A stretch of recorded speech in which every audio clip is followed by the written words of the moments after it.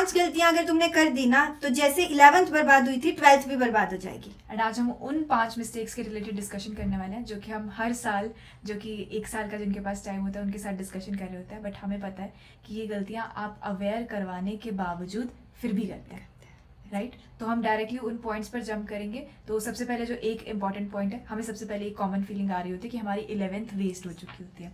And वो emotion dominate इसलिए खासकर करता है क्योंकि जो हमारा लास्ट की 11th वाला जो पीरियड होता है उसमें हमने सिंसियरली नहीं कर पाए होते हैं चीज़ें। कुछ हमारी गलती रही होती है, कुछ कोचिंग वालों की भी रही होती है, क्योंकि वो बहुत फास्ट में चीज़ें निपटा देते हैं लास्ट वाली, तो हम नहीं कर पाए होते, तो उसका बैकलॉग बहुत तगड़ा हमारा बना हुआ होता है। एंड जो शुरू में चीज़ें पड़ी हुई हैं उनका रिविजन नहीं किया, तो वो भी बैकलॉग ही है कहीं ना कहीं। सबसे पहले तो हमें बैकलॉग खत्म करने पर जाना है। पहला पॉइंट यही है हमारा कि हमें बैकलॉग खत्म करना है, लेकिन जो अभी करंट वाली चीज़ें चल रही हैं, जो 12th की चीज़ें आप पढ़ेंगे, उनको बैकलॉग नहीं बनने देना है। और आपको किसी भी टाइम पे जैसा फील हो कि आपका जो 12th वाला पार्ट है वो बैकलॉग बन रहा है, तो आपको 11th का बैकलॉग छोड़ देना है एंड 12th पर ही कंसंट्रेशन के साथ प्रॉपर्ली देखना है कि आप 12th कैसे कैसे कंप्लीट कर सकते हो। यस, अब इसमें हम 12th को प्रायोरिटाइज कर रहे होंगे, तो अभी आपके माइंड में आता है कि अगर मुझे 12th की चीज़ें सही करनी है तो मैं अलग अलग रिसोर्सेज इकट्ठे कर लेती हूँ एंड वहाँ से काम करती हूँ, जिसकी वजह से आप क्या करते हो, आप कोचिंग से भी एक चैप्टर पढ़ रहे होते हो, फिर आप वन शॉट्स भी देखते हो एंड मॉड्यूल के अंदर आपके पास कोचिंग के भी होते हैं, आप बुक्स भी ले लेते हो और आप ये सारी रिसोर्सेज की तरफ जाने की कोशिश कर रहे होते हो कि मैं यहाँ से भी कर लेता हूँ, यहाँ से भी कर लेता हूँ, जो कि एक बहुत बड़ी गलती होती है क्योंकि वहाँ पे आपका बहुत ज़्यादा टाइम वेस्ट हो रहा होता है। एंड हमने जनरली यूट्यूब पर या गूगल पर सर्च किया होता है ना बेस्ट बुक्स, कि 1 साल में हम जो जो करनी चाहिए हमें, एंड उसमें काफ़ी सारे, हर जो क्रिएटर होता है, जो हर यूट्यूब पर समझाने वाला इंसान होता है, वो हमेशा 2-3 बुक्स का ऑप्शन दे रहा होता है। तो हमें भी लगता है कि अगर हम ज़्यादा से ज़्यादा बुक सॉल्व करेंगे, दैट मीन्स कि हमारी ज़्यादा से ज़्यादा प्रैक्टिस होगी, एंड ज़्यादा प्रैक्टिस, ज़्यादा क्वेश्चन सॉल्विंग, तो सीधा सीधा जे में हमारी ज़्यादा अच्छी परफॉर्मेंस रहेगी, जबकि ऐसा नहीं होता है।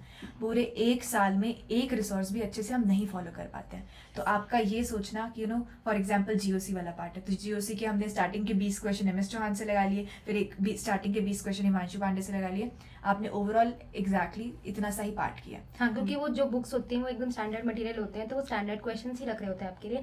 एंड जब वो स्टैंडर्ड क्वेश्चंस आप 2 बार रिपीट करो तो डेफिनेटली वो वाला पार्ट तो आपका हो गया, बट जब आप रैंडमली कर रहे हो चीज़ें तो आपका सिर्फ एक पार्ट स्ट्रॉन्ग हो रहा है। जैसे जीओसी के जो फर्स्ट 20 क्वेश्चन है उसी का कॉन्सेप्ट स्ट्रॉन्ग हुआ एंड पूरा कॉन्सेप्ट स्ट्रॉन्ग ही नहीं हुआ। एंड क्योंकि आपको ऐसा लग रहा है कि आपने 40 क्वेश्चन कर लिए, आपका जीओसी कंप्लीट हो गया है, तो बस वो वाली चीज़ें बहुत ज़्यादा गलत हो जाती हैं क्योंकि आपने जीओसी कभी कंप्लीट किया ही नहीं। एग्जैक्टली तो जो भी आपका रहेगा अपने रिसोर्सेज फिक्स करिए, एंड जो भी आप मटेरियल के साथ जाएंगे वो स्टैंडर्ड मटेरियल होता है आपके, चाहे कोचिंग के मॉड्यूल्स हैं, चाहे जो हम स्टैंडर्ड बुक्स बोलते हैं। जैसे फॉर एग्जांपल केमिस्ट्री में अगर हम बात करते हैं तो तीनों सेक्शंस की एक एक जनरली स्टैंडर्ड बुक बोली जाती है। ऑर्गेनिक के लिए एम एस चौहान हो जाती है, फिजिकल के लिए एन अवस्थी हो जाती है, ऑर्गेनिक के लिए वी के जायसवाल हो जाती है फॉर एग्जाम्पल, राइट? तो इनके साथ चलना है, अदरवाइज आपको कोचिंग वाले के साथ चलना है, कोई इशू नहीं है, जस्ट फिक्स करिए एंड उसको एंड टू एंड सॉल्व करने की तरफ। हाँ, अब डेफिनेटली इसमें भी ऐसा होता है कि बुक्स वाला पार्ट तो एक हो गया, इसके बाद आप कोचिंग्स या टीचर्स में भी बहुत ज़्यादा स्विच कर रहे होते हैं कि आपने पीडब्ल्यू का बैच ले रखा होता है एंड उसके साथ आपको ऐसा लगता है कि मैं यूट्यूब से भी बहुत सारी चीज़ें पढ़ सकता हूँ, तो जो भी आपको कोचिंग में अच्छे से नहीं पढ़ाया जाता आप यूट्यूब पे चले जाते हो, बट आपको अपना एक सोर्स फिक्स करना होगा प्रॉपरली कि आप कैसे कैसे चीज़ें करोगे। एंड एक ही टीचर, जैसे कि आपको मैथ्स का कोई एक टीचर पसंद आ रहा है या फिर कोई एक टीचर से आप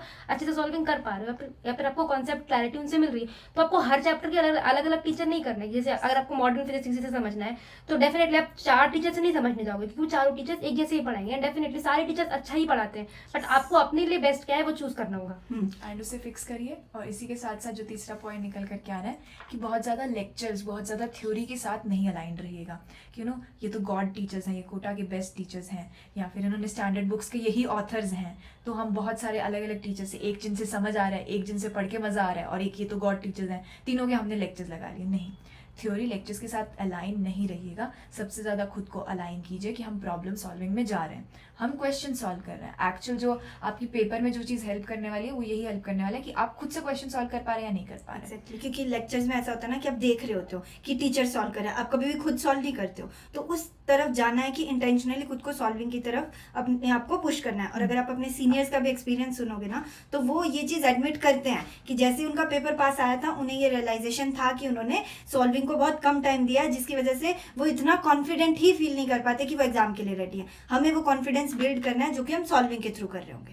बिल्कुल। एंड वो कॉन्फिडेंस आपको एक दिन में नहीं आ जाएगा कि आप एक दिन सॉल्विंग करो और आपको कॉन्फिडेंस आ जाएगा कि आप एकदम सॉल्विंग कर पा रहे हो, एकदम 20 क्वेश्चन आपने सेट लगा लिया, आपने इसको सॉल्व कर लिया, तो आपकी सॉल्विंग की कैपेबिलिटी इंक्रीज हो गई। नहीं, आपको टाइम देना पड़ेगा सॉल्विंग को। ऐसे नहीं कर सकते हो कि आप दिन में 6-6 घंटे आप लेक्चर्स लगा रहे हो, आप 12-12 घंटे लेक्चर्स लगा रहे हो, बट नहीं, इसमें आपको सॉल्विंग को भी इक्वल टाइम देना पड़ेगा, और मैं तो कहूँगी कि ज़्यादा ही दो सॉल्विंग को टाइम कंपेरेटिवली। आप खुद से सेल्फ स्टडी पे जाओ, जो भी आपके टीचर्स पढ़ा रहे हैं उसके बाद आप मॉड्यूल सॉल्व करो, जो भी आपका कोचिंग का मटेरियल सॉल्व करो। अगर आपके पास स्टैंडर्ड बुक्स हैं तो उसको सॉल्व करो।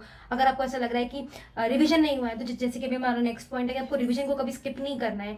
ऐसा नहीं करना है कि अभी नया नया टॉपिक पढ़ रहे हो तो नया नया टॉपिक पढ़ते रहते हैं, जैसे जैसे लास्ट में आपके पास टाइम होगा ही रिविजन का, नहीं होता है लास्ट में टाइम रिविजन का। आप नवंबर दिसंबर में आकर 11th को भी रिवाइज करते हो, 12th का भी जो करंट सिलेबस चल रहा होता है उसको भी करते हो। एंड डेफिनेटली जो 12th में लास्ट वाले पोर्शन होते हैं वो इंपॉर्टेंट भी उतने ज़्यादा ही होते हैं, जैसे कि जो मैथ्स में भी पोर्शन होता है हमारा, प्रोबेबिलिटी वाला, स्टैट्स वाला, वो सारी चीज़ें वो सारी उतनी ही इंपॉर्टेंट है जितनी की कैलकुलस है, या फिर जो हमारा लिमिट्स वाला पार्ट है वो सारा इंपॉर्टेंट है। तो आपको ऐसा नहीं करना है कि आपको 12th का लास्ट पोर्शन स्किप करके आपको 11th का रिवीजन करना है, नहीं।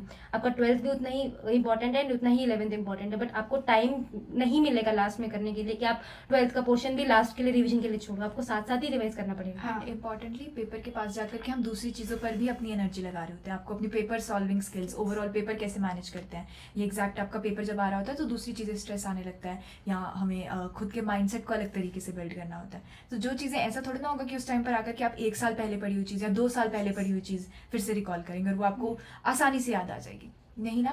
तो हमें थोड़ा थोड़ा जैसे जैसे हम पढ़ते जा रहे हैं, आगे बढ़ते जा रहे हैं, पिछले को छोड़ना नहीं है, पिछले को भी साथ साथ लेकर के चलिए, अपने क्वेश्चन सॉल्व करते जाइए। जो उस टाइम पर क्वेश्चन हम सॉल्व कर रहे थे उनमें से मार्क करिए कि अच्छे क्वेश्चंस कौन से, जिनको कि आप दोबारा सॉल्व कर रहे होंगे, उन कॉन्सेप्ट्स को रिवाइज करने के लिए। और ऐसा क्वेश्चन कभी भी मार्क क्वेश्चन में नहीं डालना है जो आपसे पहली बार में सॉल्व हो गया, क्योंकि पहली बार में जो क्वेश्चन आपसे सॉल्व हो जाते हैं वो आपसे हर बार सॉल्व होंगे। ऐसा कभी नहीं होगा कि आप वो कॉन्सेप्ट भूल जाओ, जैसे कि अगर Q1 Q2 आर्ट्स पर क्वेश्चन आपसे सॉल्व हो रहे हैं तो वो हमेशा ही सॉल्व होंगे। ऐसा कभी नहीं कि आप ये वाला फॉर्मूला भूल जाओगे। बट अगर आपसे कोई क्वेश्चन पहली दूसरी बार में सॉल्व नहीं हो रहा है, आपको उन क्वेश्चन को मार्क क्वेश्चन में डालना है कि आप ये कॉन्सेप्ट जरूर मिस करोगे बाद में, इसलिए आपको उसको रिविजन में लाना पड़ेगा उस कॉन्सेप्ट। अब इसके बाद अगर फाइनल पॉइंट पे चलते हैं, दैट इज कि मॉक टेस्ट को स्किप नहीं करना है। आपकी कोचिंग में हमेशा स्केड्यूल्ड होते हैं, या तो संडे टू संडे हो गया या एक वीक का गैप होता है, ठीक है। तो अगर मॉक टेस्ट स्केड्यूल्ड है और वो जनरली आपकी सिलेबस के साथ अलाइंड होते हैं, तो आप अगर सिलेबस कर रहे हो, अपनी 12th को प्रायोरिटाइज कर रहे हो, सॉल्विंग कर रहे हो, तो आपको उसको टेस्टिंग करते जाना है, क्योंकि अगर आप स्किप करोगे तो आपको ये पता ही नहीं चलेगा कि आपके कंसेप्ट के अंदर कहाँ लूप होल्स है। हाँ, और डेफिनेटली अगर आप ये सोच के चलोगे कि मैं एक बार सिलेबस खत्म कर लेता हूँ उसके बाद मॉक टेस्ट दूंगा, तो नहीं, उससे आपकी मॉक टेस्ट की स्किल्स नहीं इनहांस हो रही है, या फिर उससे वो मॉक टेस्ट की स्किल्स नहीं बेटर हो रही है। आपको देखना पड़ेगा कि जैसे जैसे आपकी कोचिंग में पार्ट टेस्ट भी हो रहे हैं, पार्ट टेस्ट में भी वो चीज़ें इंप्रूव कर सकते हो आप, उसमें कंपोजर देख सकते हो, उसमें सारी चीज़ें आप इंप्रूव कर सकते हो। आपको 3 घंटे बैठने की एबिलिटी भी मॉक टेस्ट से आती है, एंड उसके बाद आपको एनालिसिस कैसे करना है, सारी चीजें आपको सीखते हो, जिससे कि आप लास्ट में जाके जब आप फुल सिलेबस मॉक टेस्ट देते हो तो आप उस चीज को और इंप्रूव कर सको, रादर देन आपका फुल सिलेबस टेस्ट आपका पहला मॉक टेस्ट हो। तो अभी हमने क्या क्या पॉइंट्स डिस्कस किए। सबसे पहले तो इंपॉर्टेंट पॉइंट कि बैकलॉग क्रिएट नहीं होने देना है, करंट सिलेबस का तो बिल्कुल नहीं होने देना है। पर्पस ये रखना है कि बैकलॉग मिनिमाइज करना है। किसी भी पॉइंट पर लगे कि बढ़ रहा है बैकलॉग, रुक जाओ, पिछली चीज़ें छोड़ो, करंट वाले पे फोकस करते हैं, तो बैकलॉग नहीं बनने देना है। फिर उसके बाद दूसरा पॉइंट आता है कि बहुत ज़्यादा स्विचिंग नहीं करनी है, ना रिसोर्सेज की स्विचिंग करनी है, ना टीचर्स की स्विचिंग करनी है, ना ही अपने मटेरियल की स्विचिंग करनी है, ठीक है, स्विचिंग नहीं करनी है। तीसरा पॉइंट जो हमारा आ रहा है कि सॉल्विंग को ज़्यादा प्रायोरिटी देनी है कंपेयर टू थ्योरी या लेक्चर्स, ठीक है। चौथा पॉइंट फिर हमारा है रिविजन।